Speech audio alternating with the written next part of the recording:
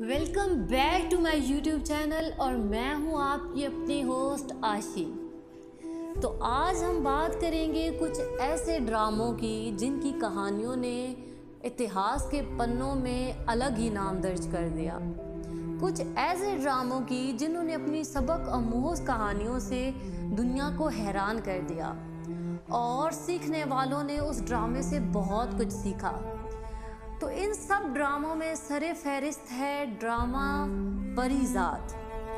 परीज़ाद हमें ये सिखाता है कि पैसे से सब कुछ खरीदा जा सकता है, पैसे से हर ऐब छुपाया जा सकता है। परीज़ाद और उस्ना शाह की कहानी हमें बताती है कि आप जितना सादा होंगे, लोग इतनी आसानी से आपका फ़ायदा उठाएंगे। और ये भी कि अगर आप खूबसूरत नहीं हैं तो आपको मोहब्बत का कोई हक नहीं है। इसके साथ साथ परीज़ाद ड्रामा हमें ये भी बताता है कि अगर आपके माँ बाप मर गए हैं और आपके भाइयों की शादी हो चुकी है तो आपके सबसे बड़े दुश्मन आपके भाई हैं। इसके अलावा हमें परीज़ाद ड्रामा ये बताता है कि एक अच्छा शायर बनने के लिए आपको ज़िंदगी में बहुत से दुख देखने पड़ते हैं, आपको ज़िंदगी में बहुत सी चोटें खानी पड़ती हैं। परीज़ाद ड्रामे में यमुना ज़ैदी और परीज़ाद की केमिस्ट्री हमें ये बताती है कि किसी की ज़ाहिरी खूबसूरती की बजाय उसके अंदर की खूबसूरती से प्यार करने के लिए आपका अंधा होना ज़रूरी है। परीज़ाद को हर लड़की ने ठुकराया सिवाय उस लड़की के जो कि देख ही नहीं सकती थी। तो कहते हैं ना, मोहब्बत अंधी होती है। काश हम जिनसे मोहब्बत करते वो भी अंधे होते। देख ही नहीं सकती थी क्योंकि उसे तो परीज़ाद की बदसूरती दिखी ही नहीं। वो तो सिर्फ परीज़ाद का बातें नहीं देख सकी और जिससे वो मोहब्बत कर बैठी। परीज़ाद ड्रामे की सबसे बड़ी सीख जो थी वो यही थी कि पैसा आपके अंदर मौजूद हर ऐप को छुपा लेता है। पैसे से सब कुछ खरीदा जा सकता है, यहाँ तक कि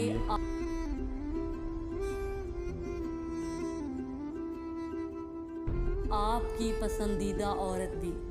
हमने इस ड्रामे में देखा कि किस तरह परीज़ाद के अमीर होते ही उस्ना शाह अपनी मोहब्बत अपने शौहर से दगा करने पर राज़ी हो जाती है और ख़ुद अपने पैरों पर चलकर उस बदसूरत परीज़ाद के पास आती है जिसको उसने ना जाने कितनी दफ़ा दिल दुखाया था।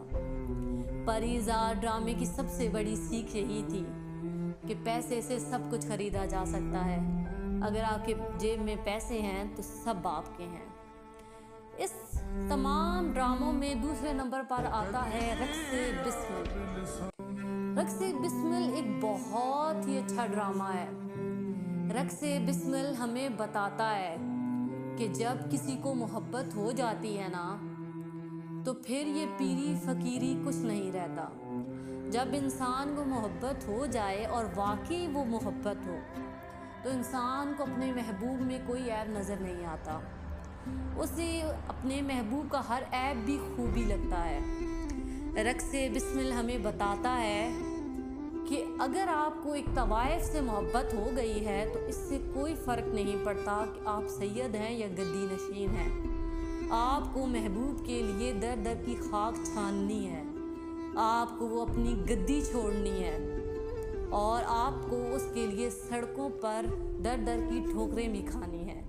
इसके साथ साथ हमें रक्से बिस्मिल बताता है कि अगर आप किसी इंसान से सच्ची मोहब्बत करते हैं, आप उससे पाक मोहब्बत करते हैं और आप उसे ऊपर वाले से मांगते हैं तो वो रब्बे कायनात आपको अपनी मोहब्बत ज़रूर लौटा देता है क्योंकि वो जानता है कि आप अपनी मोहब्बत के लिए सच्चे हैं।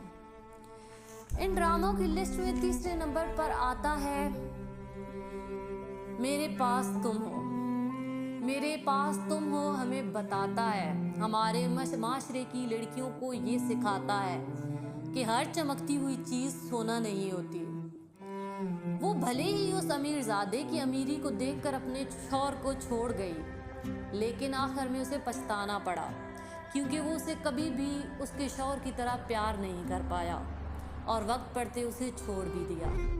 इसके साथ साथ मेरे पास तुम हो हमारे माशरे के मर्दों को भी ये सिखाता है कि जो जुल्म आप सदियों से औरत पर करते आए हैं, वो जुल्म अगर मर्द पर होना शुरू हो जाए तो मर्द एक दिन भी सांस नहीं ले सकता, क्योंकि औरत शिर्क बर्दाश्त कर लेती है, मर्द नहीं। इसीलिए औरत में सहने की हिम्मत मर्द से कई ज़्यादा होती है। तो तुम कैसे समझते हो कि वो रुतबे में कम है? इसके साथ साथ ये हमारे माशरे की लड़कियों को ये भी बताता है कि एक खूबसूरत इंसान और अमीर तरीन इंसान जो तुम्हें मोहब्बत के झांसे में फंसा कर छोड़ जाए, उससे कई ज़्यादा बेहतर वो इंसान है जो कि भले ही बदसूरत और गरीब है, लेकिन तुम्हें अपना कर अपने घर ले जाता है। इस ड्रामों के फरिश्तों में तीसरे नंबर पर आता है अलिफ अल्लाह और इंसान, जिसमें उश्ना शाह का किरदार हमें ये बताता है कि गरीबी बेहयाई से बेहतर है। जिसमें उश्ना शाह एक गरीब झुग्गी वाली थी और वो जाकर तवाइफ के कोठे पर बैठ गई और उसे एहसास हुआ कि वो 2 वक्त का खाना इस अमीरी से कई ज़्यादा बेहतर था। वो हयादारी इस बेहयाई से कई ज़्यादा बेहतर थी। वो हमें बताता है कि गरीब होना तवाइफ होने से कई ज़्यादा बेहतर है। ये मेरा फिर क्या? फिर इंसान को अच्छी तरह पता चलता है कि उसने क्या खोया है और क्या पाया है। ना तवाइफ होने से कई ज़्यादा बेहतर है।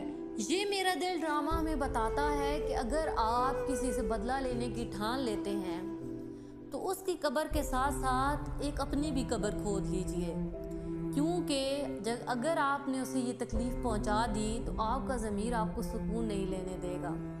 जालिम होने से मज़लूम होना बहुत बेहतर है। इससे कम तुम्हारे ज़मीर को तो तसल्ली मिलती है। अहद रज़ा मीर अपना बदला लेने में कामयाब हो गया, लेकिन उसने अपनी मोहब्बत खो दी और वो फिर से अकेला हो गया। इसकी बजाय अगर वो दरगुजर कर देता तो हो सकता था कि उसे उसकी मोहब्बत मिल जाती।